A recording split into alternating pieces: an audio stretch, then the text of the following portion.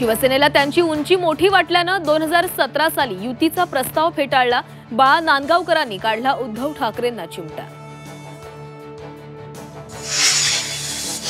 राज उद्धव ठाकरे एकत्र आल्यानं मराठी विरुद्ध परप्रांतीय वादाला हवा।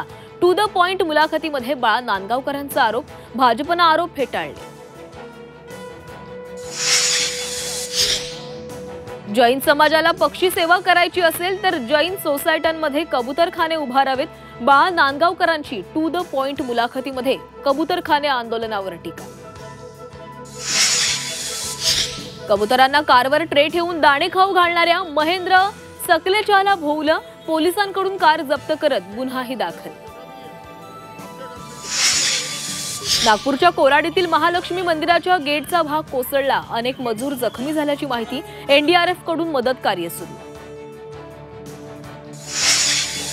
राज्यातील शेतकऱ्यांसाठी आनंदाची बातमी, शेतकऱ्यांच्या खात्यावर उद्या जमा होणार पीक विम्याचे 921 कोटी।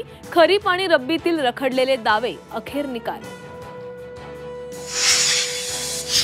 आजपासून नागपूर ते पुणे प्रवास सुसाट होणार। पंतप्रधान मोदी अजनी पुणे वंदे भारत एक्सप्रेसला दाखवणार हिरवा झेंडा। 9 तासात गाठता येणार उपराजधानी।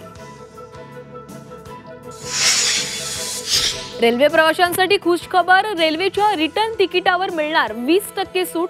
येण्या जाण्याचं तिकीट एकत्र बुक केल्यास मिळणार लाभ।